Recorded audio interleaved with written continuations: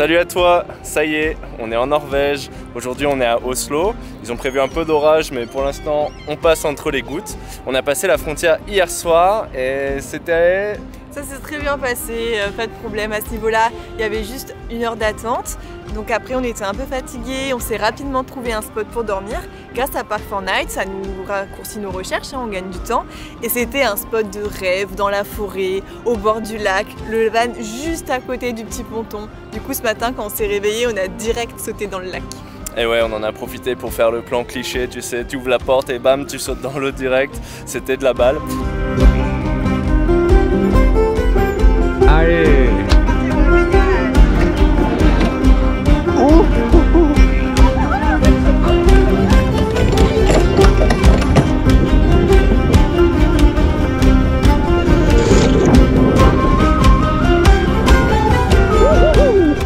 Et d'ailleurs, dans cette vidéo, on va aborder comment on trouve nos spots. Bon, on t'a déjà donné la plupart de la réponse, hein, Park4Night, mais il y a quelques petites astuces qu'on a dégotées au fil des nuits en supplément pour pouvoir les choisir au mieux. Et d'ailleurs, si tu restes jusqu'au bout de la vidéo, on a une petite botte secrète qui va bien t'aider. Maintenant, on va te laisser sur quelques images de la ville, on va la découvrir juste ensemble, et puis on te dit à tout à l'heure. Salut! Nous sommes Aurèle et Claire.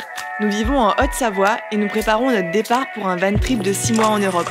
Alors attache ta ceinture et accompagne-nous dans cette aventure.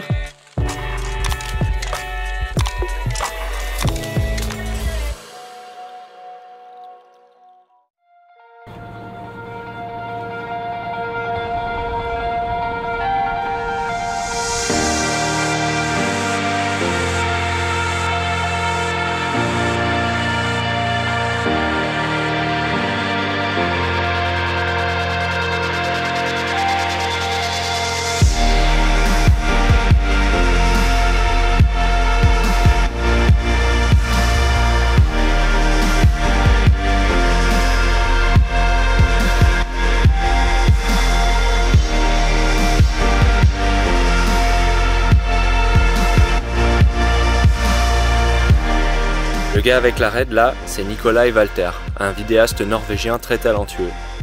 J'ai vraiment beaucoup de plaisir à rencontrer d'autres professionnels de l'image, ça m'inspire et ça me donne envie d'aller vers le haut.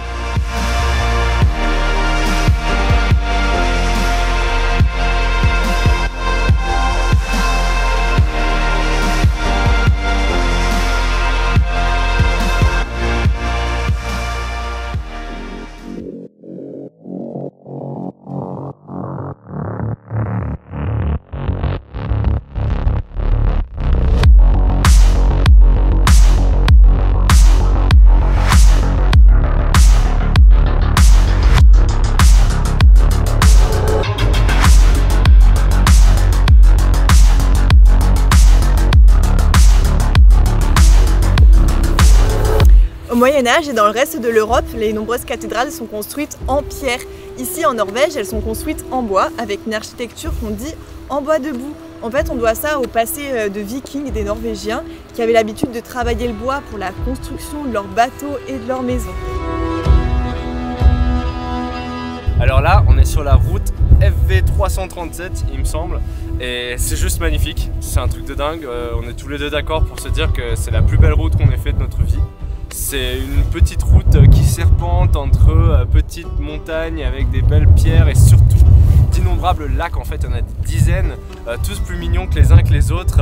J'ai essayé de faire un petit peu de drone tout à l'heure, on a dû s'arrêter au milieu de la route pour le récupérer, d'ailleurs c'était un peu le stress. C'est vraiment magnifique, donc on est là posé et on va te parler un petit peu plus des 2 catégories de spots sur lesquels on va dormir en van depuis le début de ce voyage. Alors les spots qu'on préfère, c'est ceux qui sont en plein milieu de la nature. On adore ce sentiment de liberté, avoir des beaux paysages, pouvoir se baigner dans un petit lac au réveil. C'est vraiment ce qu'on préfère. Yeah. Le petit moins, c'est qu'il n'y a aucun service, que des fois il y a un petit flou juridique. On ne sait pas exactement si c'est une propriété privée ou pas. C'est le stress. Quand il y a un panneau pas de camping, on n'y va pas, bien sûr. Pour l'instant, on n'a jamais eu de problème, on ne s'est jamais fait réveiller. On s'est jamais senti pas en sécurité sur un de ces spots, ça s'est toujours très bien passé. Mais on ferme toujours à clé la nuit. On ferme à clé la nuit, ouais. Et pour les trouver, ces spots-là, en général, soit on regarde sur Park4Night, Ça nous aide beaucoup, ça nous fait gagner du temps. Il y a les commentaires des gens qui sont allés qui donnent des indices en plus. Et sinon, on regarde sur Google Maps qu'on met en vue satellite et on cherche les petites routes qui s'arrêtent au bord d'un lac, au bord d'une forêt, d'une réserve ou d'un parc. Si tu connais pas du coup Park4Night, on n'est pas du tout sponsorisé, hein, mais on trouve cet outil assez phénoménal et quasiment indispensable pour ce genre de voyage. C'est une appli en fait qui recense tout simplement tous les spots sur lesquels tu peux potentiellement dormir et qui te dit également s'il y a l'eau, l'électricité, si c'est dangereux, pas dangereux, en pente, enfin vraiment il y a un tas d'informations, c'est vraiment génial. Pareil que c'est un peu victime de son succès parce que du coup il y a tellement de personnes qui s'en servent, qu'il y a masse de monde sur les spots.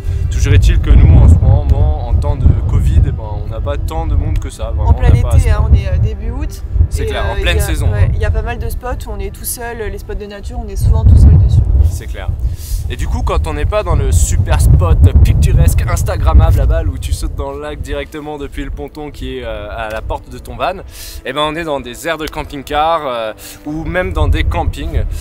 Du coup, ce qui est le plus pratique, généralement on favorise les aires de camping-car qui sont des secteurs à côté où c'est généralement moins cher pour les véhicules autonomes. Donc autonomes, c'est-à-dire qui ont l'électricité, l'eau, les toilettes et la douche tout intégrés, donc qui n'ont pas besoin d'utiliser les utilitaires, enfin les trucs, les fonctions du camping.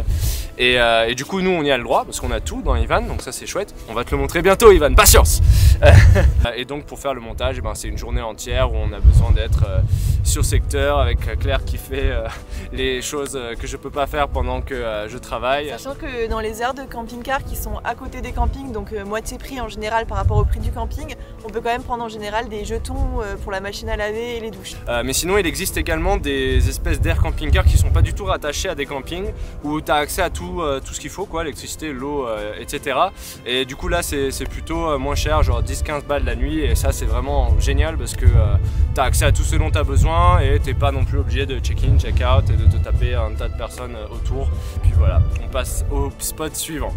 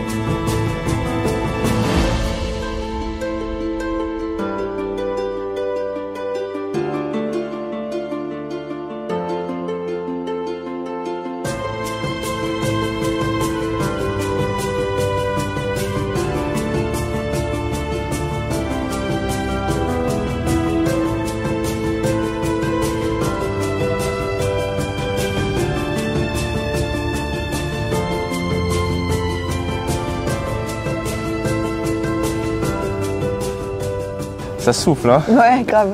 On a trouvé ce spot vraiment sur le côté de la route, là. On est à 50 mètres, mais franchement, une petite vallée trop mignonne. Par contre, en fond de vallée, comme ça souffle. On a eu un peu froid cette nuit. Claire, elle était en train de se dire « Oh, j'ai pas pris mon pantalon d'alpi, comment on va faire en Norvège et tout ?» Tu sais, on est en plein milieu du mois d'août. Bref.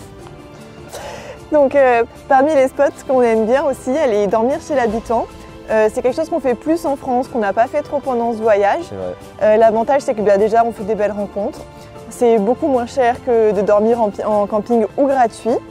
On utilise deux réseaux, donc il y a soit le réseau France Passion, où en fait on dort chez l'habitant, chez les producteurs et fermiers, et en échange on consomme leurs produits locaux, on se régale bien.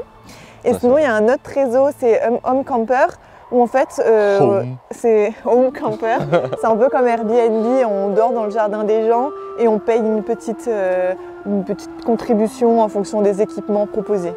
On se souviendra toujours des abricots de Georges, hein. Sinon, quand on est en galère, qu'il y a un gros coup de barre ou alors qu'on n'a pas forcément prévu notre coup à l'avance, qu'on est en plein road trip, qu'on a fait beaucoup de routes, et il y a quelques fois où on dort à l'arrache. Du coup, ça nous est arrivé exceptionnellement de trouver repos sur une aire de repos sur les autoroutes, dans les parkings des cimetières, dans les facultés aussi, dans les zones étudiantes. Généralement, il y a des bons spots pour se garer. C'est d'ailleurs assez pratique également quand on veut visiter une ville. Il y a toujours un petit quartier étudiant qui est un peu à part où on peut se garer discretos et être quand même à proximité de la ville sans se faire défoncer par le prix du parking, hein. Les 43 balles pour 5 heures à Oslo, ça a été dur. Ça a été difficile pour le moral.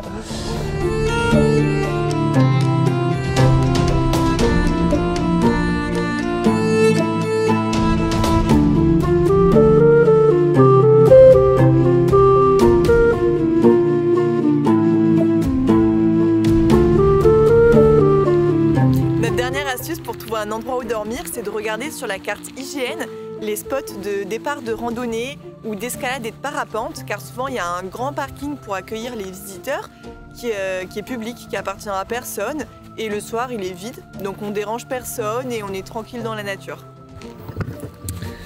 Et ouais, c'est ça la botte secrète. Du coup, quand on est en montagne, on a les spots d'escalade et de parapente. Généralement, c'est un petit peu abrité pour les spots d'escalade et un petit peu en hauteur avec une belle vue pour les spots de parapente. Et quand on longe le bord de mer, il y a les capitaineries et les ports, où il y a souvent accès à l'eau et à l'électricité parce que les bateaux, ils en ont besoin. On adore la Norvège, c'est un truc de ouf. C'est un sentiment qui nous avait vraiment manqué pendant toute cette partie maritime du voyage. C'est vrai qu'on a eu beaucoup de chance dans notre vie avec Claire, on a grandi au bord de la mer. Du coup, l'océan, l'eau, la mer et tout, je sais que c'est des choses qui d'habitude rendent les gens très heureux, mais nous, c'est plus monotone en fait, c'est des choses qu'on connaît très bien. Du coup, quand on est à la montagne, on a l'impression d'être dans notre nouveau chez nous et ça nous fait vraiment plaisir, ça nous a fait un grand bol d'air quand on est arrivé et qu'il y avait le début des fjords là avec les petites montagnes qui se dessinaient, les spots d'escalade qui se faisaient plus nombreux, les spots de parapente qui m'empêchent de voler. Donc voilà, on a vraiment hâte de découvrir le reste de la Norvège. Là, en priori, on se dirige vers un spot de surf pour que j'apprenne à faire du surf et que Claire puisse m'apprendre parce qu'elle sait déjà faire. On espère que tu as kiffé cette vidéo, qu'elle t'aura été utile. Comme d'habitude, on n'est pas les plus expérimentés, on ne sait pas tout. D'ailleurs, si tu as des tips à nous donner, on t'invite à les mettre en commentaire, ils seront les bienvenus. Mais voilà, on essaye juste de te faire partager notre apprentissage en même temps qu'on débute. On te dit à la prochaine. À la prochaine. Salut. Alors Claire, il y a un truc qu'elle adore à l'escalade, qu'elle me demande à chaque fois, c'est de descendre super rapidement. Voyez plutôt. Arrête. Allez. Commence pas à faire les blagues.